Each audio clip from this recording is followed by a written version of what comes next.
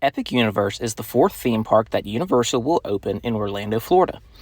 The most recent Universal opened was Volcano Bay in 2017. Initially delayed by COVID-19, Epic Universe is now scheduled to be open summer of 2025. By the looks of the construction progress, Universal is doing everything they can to hit that goal with ease. Watching the construction progress week by week and how fast things are moving along, it begs the question, is Universal trying to open Epic Universe sooner than summer 2025? Time will tell as we get closer and closer to opening week. Today, we won't be talking about construction progress, but more the details of what you can expect when you visit Epic Universe once it finally opens. Now let's take an in-depth look at each land at Epic Universe and see what each has to offer from rides, food, and retail. This central hub of the park, which is basically the main highway of the park between the different lands, could be argued as the fifth land and is believed to be called Celestial Park. As you walk through the main gate of the park, you are met with the cascading waterfalls, which seem to be the start of an endless water feature throughout the entire central hub. These waterfalls run in front of the waterfront full-service restaurant to your left as you walk in the park, believed to be called Atlantic. Continuing past Atlantic on the right side of the walkway is the rumored quick-service dessert location. Just after the dessert stand is the entrance to the Mushroom Kingdom, where guests will travel through that green pipe everyone knows and loves, and take an escalator or elevator up to the top level of Peach's Castle, where guests enter the kingdom. Once inside the kingdom, guests will descend the castle to ground level, where the layout will be like the one found at Universal Studios Japan. Inside the Mushroom Kingdom portion of Super Nintendo World, guests will find the entrance for the indoor Mario Kart ride inside of Bowser's Fortress, as well as Yoshi's Adventure, which is a slow ride for the smaller mushrooms. Other miscellaneous interactive areas, a retail shop, as well as Toad's Cafe can be found inside of the Mushroom Kingdom. As guests make their way through the land, they will find themselves in Donkey Kong Country. This theming will have guests emerged into the deep jungle, where they will find the Golden Temple along with other Donkey Kong icons. In this mini-land, the main attraction will be the Minecart roller coaster with new patented technology that gives the effect the ride vehicles are jumping over broken track. The minecarts will look as though they are traveling on the crooked railroad ties above, while the actual coaster track is hidden below the fake track. In the jump sections of the track, the carts will jump over beds of spikes like those seen in this staging area, close to Epic Universe. The mine carts will go through a water feature as well in front of the temple. Other facilities inside Donkey Kong will contain a food kiosk as well as a character meet and greet next to the food building. As guests exit Super Nintendo World, directly to your left, you will find the likely Nintendo store, with a rumored pizza dining location under the same roof. Just across the walkway from the Nintendo store, you will find Constellation Carousel. This carousel ride will use a patented ride system that has all of the ride mechanics underneath the ride platform, allowing the riders to have amazing views of the stained glass dome above. Riders will enter and be queued in the smaller of the two domes, while the main ride will be housed under the bigger of the two. The carousel structure acts as a peninsula in the second of the three large stacked water features at Epic Universe. On the back side of the water feature, behind the carousel, is a rumored kids splash pad, where the little ones and even the adults can cool off from those hot Florida summers. Next to the carousel and splash pad are two standalone kiosks, where one, mom and dad can get a nice hot or cold coffee from the likely Starbucks location.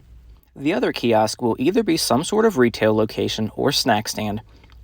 Right behind the kiosk is the park's barbecue full-service dining location.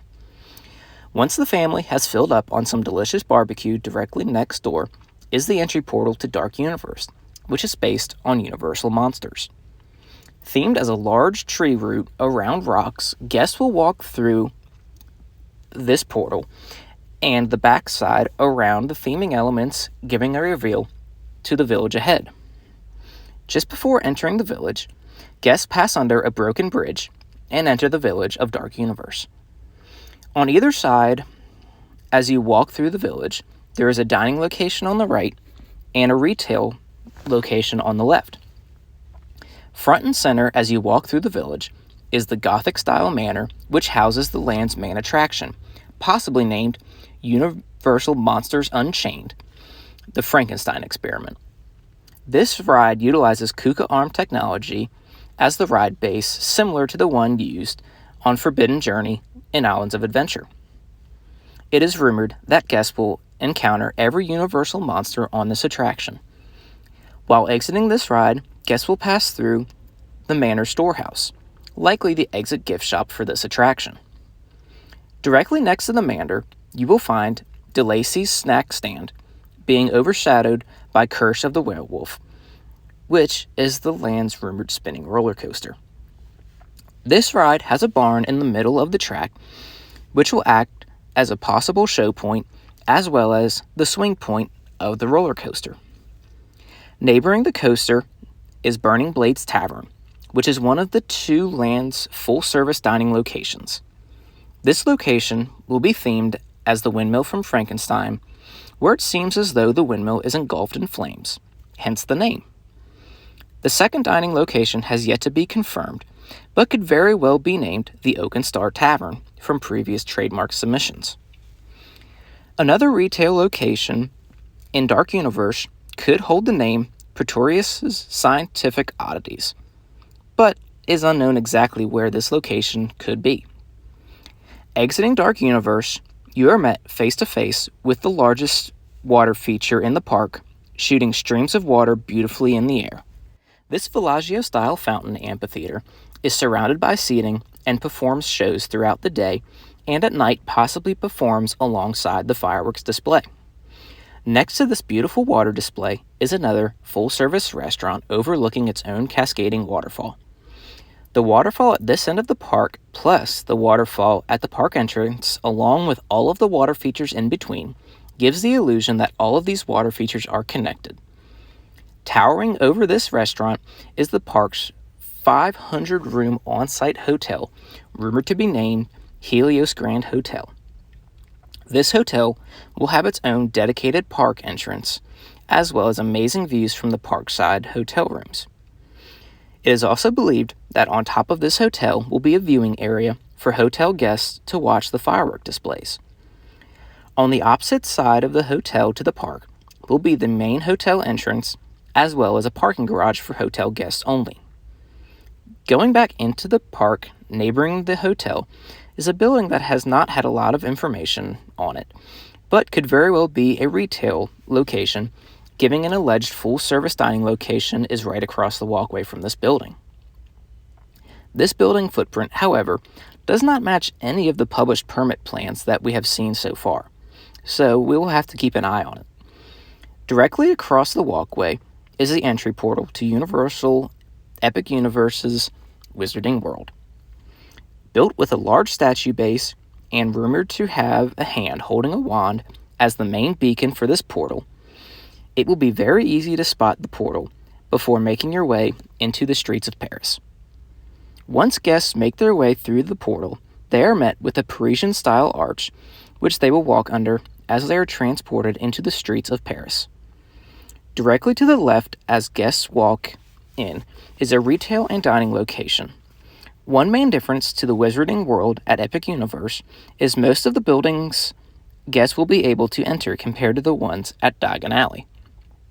Just past this retail shop is the entrance to the land's main attraction, which is a dark ride based on the British Ministry of Magic and rumored to be named Battle of the Ministry of Magic. Guests will make their way through the network of flues just as they did in the Ministry of Magic before boarding the ride. It is believed that this ride will use the scoop ride vehicle first used in the Adventures of Spider-Man at Islands of Adventure, with some new changes. Connecting to the main rides building is a theater building where the live stage show will be periodically performed. As guests make their way through the land and in and out of the different retail shops, which include a cauldron shop, clothing shop, pub, Quidditch shop, pet shop, candy shop, and others that can be found in Diagon Alley. However, the shops found here will be the French equivalent to the ones found in Diagon Alley. These retail shops make up the remaining locations in the land, except for a quick service dining location tucked away and only accessible through an alleyway on the right side of the park. When guests make their way back to Celestial Park and glance over to their left, they will catch a glimpse of Starfall Racers. This is the park's fastest and most intense roller coaster, reaching speeds of up to 70 miles per hour. Starfall Racers will have 2 separate trains racing on 2 different tracks that zigzag, spin, and flip around each other, as well as taking 20 guests per train racing through this part of the park. In front of the coaster building is a theming element that is more than likely a shooting star given the name of the coaster, but that is still yet to be determined. Nestled into the shape of Starfall Racers is the Isle of Burke and the How to Train Your Dragon land. Shaped as a hill, as you would find in the Isle of Burke, guests will make their way through this entry portal and will be met by a lagoon with 2 massive statues front and center, just as the ones found in the movie. Also found in the lagoon are 3 massive sailing Viking ships themed to the land along with rockwork surrounding the lagoon. After crossing the first bridge to your left that the land's roller coaster passes under, guests walk across is a kids' play area with all sorts of things to do that have not yet been made public quite yet. This play area is tucked inside of the roller coaster tracks, as well as next door is a food stand with a freestyle Coke machine as well. Farther up along the path is a pair of Skyfly rides, thought to be named Dragon Racers Rally. Fittingly named, this pair of spinning rides has the effect of dragons propelling the ride in circles as guests control the individual ride vehicles to go up, down, and possibly upside down as they go around and around. Set as a backdrop for Dragon Racers Rally, this wall behind these rides will also act as a tunnel for the roller coaster as well. Neighboring the spinning rides, we find the land's steel launch roller coaster load station. This coaster relates to the Incredible Hulk coaster found over at Islands of Adventure. Though not as intense as the Incredible Hulk, this coaster has 2 launches as well as making a pass through the lagoon. In terms of intensity, this coaster is believed to be similar to the Slinky Dog Dash over in Hollywood Studios at Disney World. After experiencing this coaster, guests will exit through a gift shop, heading back towards the lagoon. Guests will run into the central designed hill of this land, which they will find houses a candy shop inside, seeming as though it has been built into the hill. Also seeming to be built into this hill is the land's main full-service dining location, Mead Hall. Walking on the backside of the lagoon, what is to be believed to be the theming elements for photo op has now been confirmed to be the entry and exit portals for the boat ride attraction.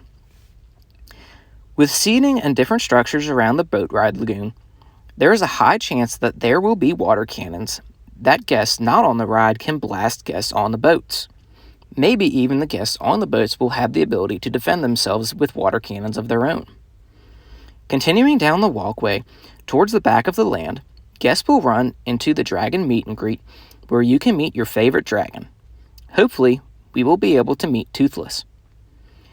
Next to the meet and greet, guests will find the large theater building where you will experience a dragon stage show.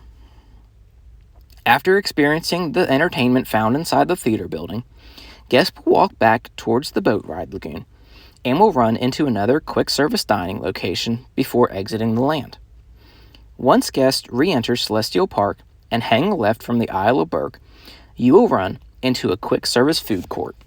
It is unknown what food locations will be in this food court, but if you are a picky eater and struggle to find something inside of the park at any of the dining locations, you're sure to be able to find something to be able to eat here. As guests continue past the food court, they will find out that they have come full circle around the entire park and have made it back to the main entrance. In all likelihood, during the inaugural summer season, guests will be hard-pressed to experience every attraction at Epic Universe in one day.